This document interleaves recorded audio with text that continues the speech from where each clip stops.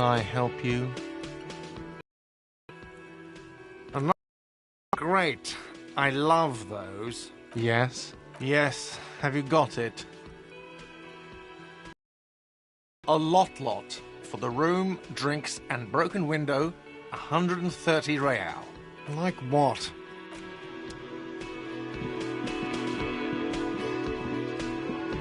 Hello again, sweetie.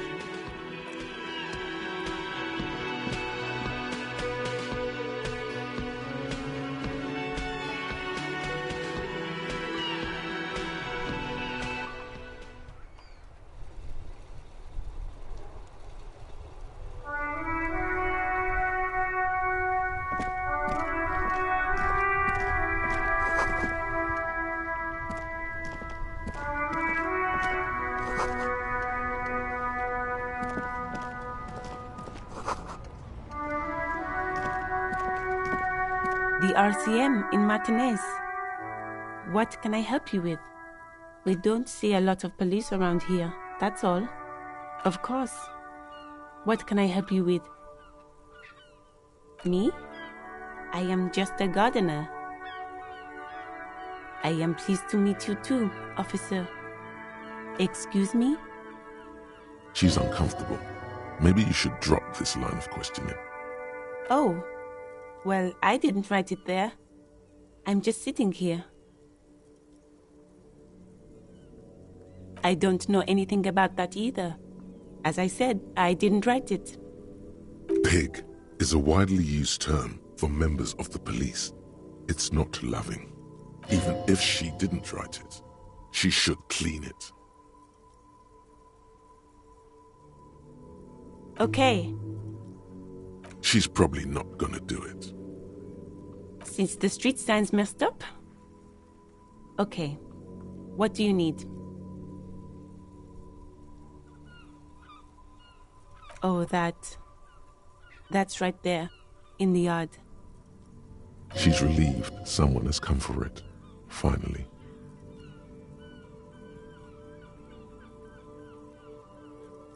No problem. Of course. I won't hold you back. Her gloves. You get the feeling that you need them. You have a dead body to deal with after all. Sure, keep them. I have another pair.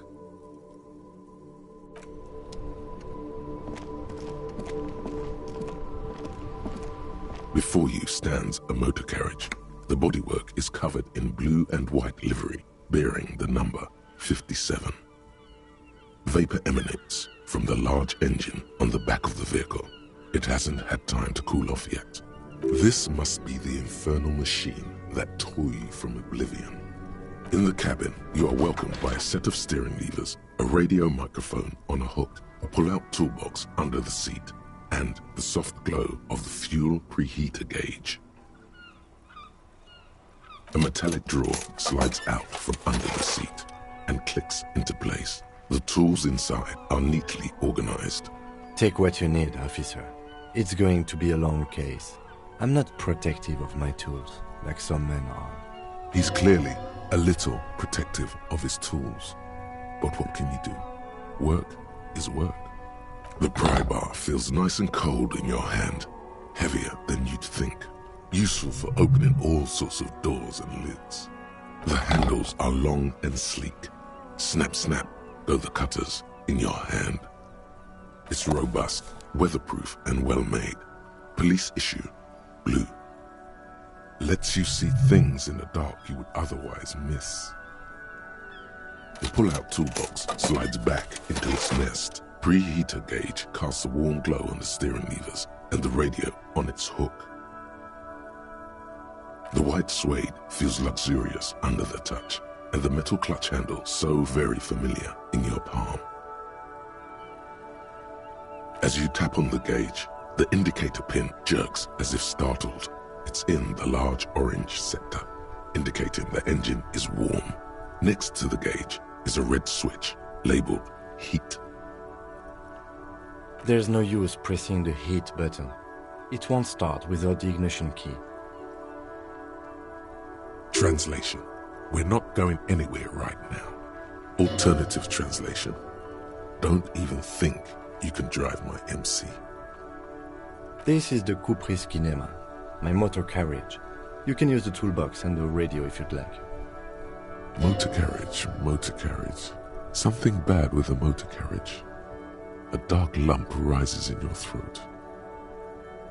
No, I'm afraid not. We have a murder case on our hands, remember? Yes, sorry about that.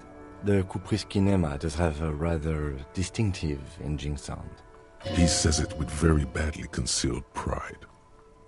The Caprice motorcar does provide most of our patrol vehicles, yes. In the cabin, you see a set of steering levers, a radio on a hook. I pull out the frequency tableau, lights up, and a green button labeled Prime Line glows like a feline eye. And then you hear something. The soft purr of electrical kittens. Radio waves cast far and wide over the metropolis. A woman's voice greets you through the static. This is Precinct 57. Hello, Lieutenant. How may I assist you? Hello, Alice. Please assist our colleague from the 41st Precinct here. I'm putting him on. This is Officer Alice Demetri, Precinct 57. How may I assist you? It will take just a moment, officer. Her voices fade out into the familiar radio static. Gottlieb, what do you want? He's carelessly chewing on a piece of hard candy. Oh, it's you. Was that a snarl? No love for you here. Yes, there's no end to the misfortunes fate has seen fit to rain upon me. Who, you are? You lost your human visage a while back. Now let's get on with it. I've got more important things to do. And you survived it. Congratulations. Are you mobile? Even better. Anything else? I wouldn't worry about that. Officers your age have coronary trouble all the time. Also, death is a natural part of life. Accept it. The body is an object, and objects break down. Do what good you can with yours, before the rest goes too. With all the damage you've been dealing yourself with drugs and alcohol, I'm not surprised. There is no surprise in his voice, only careless superiority. What else? I'm not a brain doctor. Look on the bright side. You've got a whole new life now. Use it wisely. It's hard to say if he doesn't believe you, or doesn't care. What? You want me to do blood work for you again? Tell you just how bad things really are across the board? You want another rundown of everything collapsing inside your body? You want the real, honest-to-God truth? Stop drinking, eat magnesium and vitamin D. Our station is not our retirement home. We don't have the funds to deal with rock stars past their prime. So it's political. You're being neglected because of political reasons. And no, I don't want to hear a political commentary on the topic. In fact, I got work to do. Some idiot has glued his eyelids shut with cyanoacrylate. It looks like Mactorson. It's not fucking cryoactylate. It's super glue, Doc. Anything else I can help you with, officer? Just a second, officer.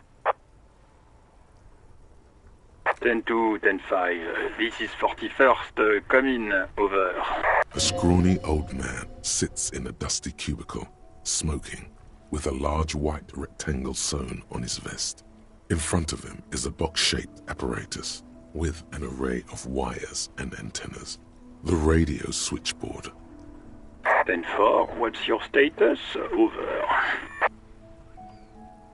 10-18, 10-20, over.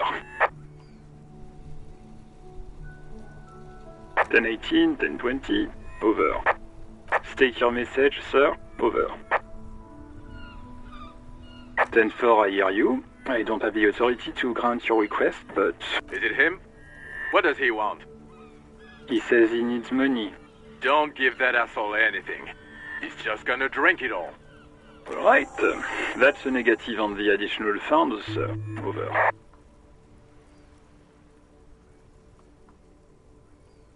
says it's important to the case. He isn't getting a red cent. You can tell him that. Request denied, sir. Over.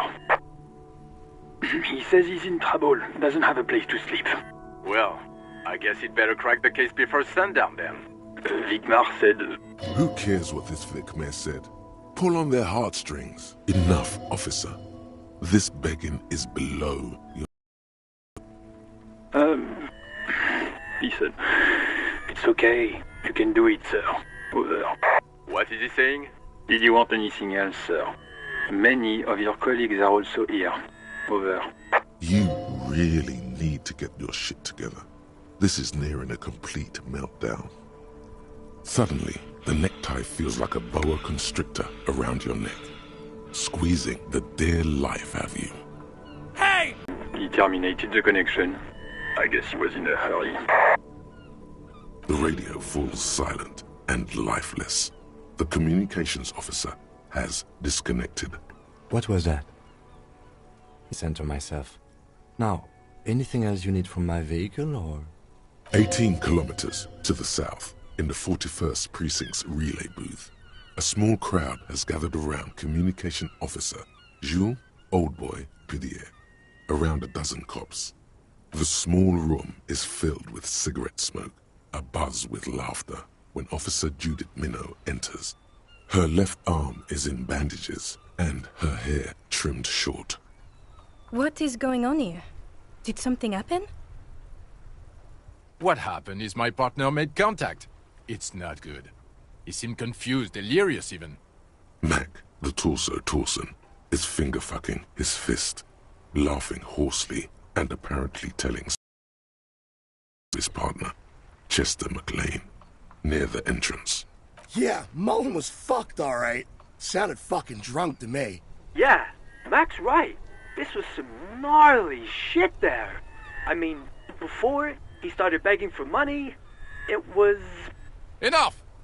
None of this is funny. It's fucking sad. That's what it is. He's a cop. He's one of us, goddamn this. We must help him. Yeah? How do you fucking plan to do that, huh? Get him off the drink? Go jogging with him in the morning and get him on carrot juice? He's a lost man. I just know we can't give up on him when he's at his weakest. He wouldn't. Mac, man the door. You know what he told me? I don't want to get better. I want to get worse.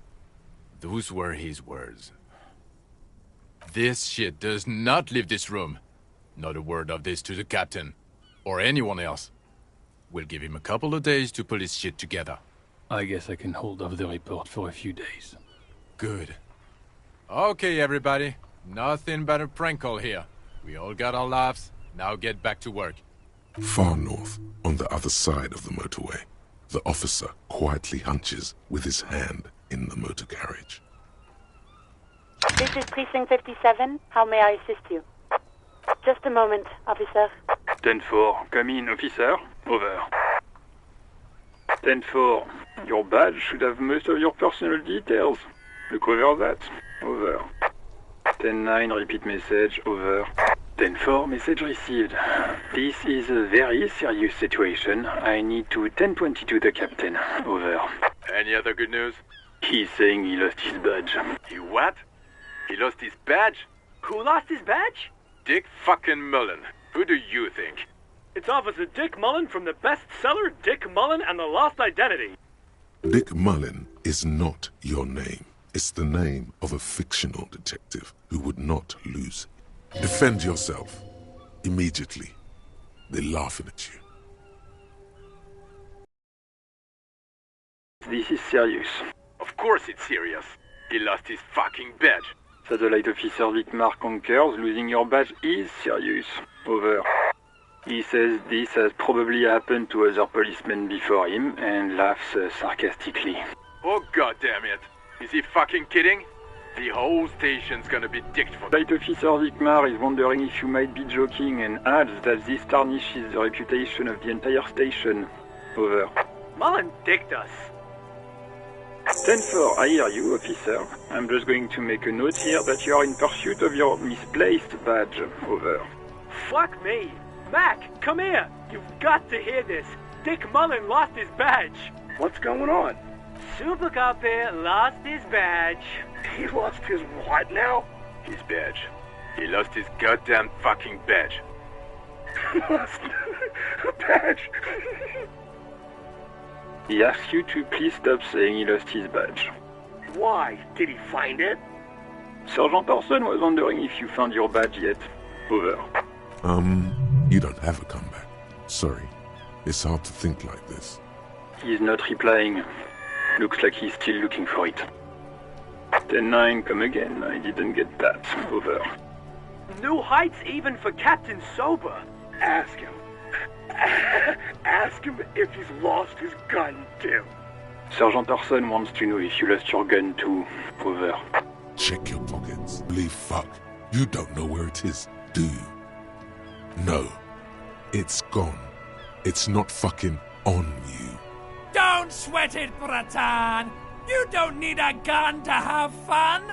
We can still have fun! It's not all over! 10-9, come in, officer. Did you get my question? We were wondering about your gun. Over. Even before you can get the words out, everything gets scrambled in your brain. He says he didn't lose his gun. Or his fun, whatever that means. Ask him to describe it. His gun. Not his fun. Just the gun will do. Satellite Officer McLean requests a description of your weapon. Over. Oh, request a description, huh? We'll give him one. Describe the plasma gun.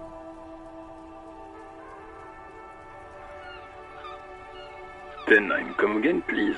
Over. I'm going to need to put you on speaker for a second. Over. The officer is describing his genitalia in exaggerated terms. Over. Host in heaven. Did he lose his gun and his mind? Dear God, he lost his gun? Oh my, I can't. This isn't really a laughing matter. Mac can face a giant of Coco Nur by himself, but Disco here made him piss his pants. Oh, I can't. Fuck. He lost his... Ask him if he's still got his wiener. Oh, I'm not going to. ask him. Sergeant Orson here is wondering if you are still in possession of your genitalia. Over. That's a negative. Not going to say that. Over. Hey, share with the class. He said he sodomized your mother. The prick ate Mama's vanilla waffles at the captain's birthday party. Some nerve he's got. Sure her vanilla waffles were the only thing he ate? Shut up, Chester. This isn't funny. This is my mom we're talking about. Tell him to apologize right now. Sergeant Orson requests that you apologize for the claims you made about his mother. Over. Mac, he says you shouldn't have antagonized the Firewalker in the first place. Who? Satellite Officer V. I'm afraid he might be referring to himself as Firewater, sir. Firewater? He's lost it. Fuck it. Tell him to find his goddamn badge and gun. That's the only thing that matters. Satellite Officer V. 10-4, affirmative. Officer is in pursuit of his firearm. Oh, God, Officer, do you need further assistance? Over. Roger that. 10-10, over and out.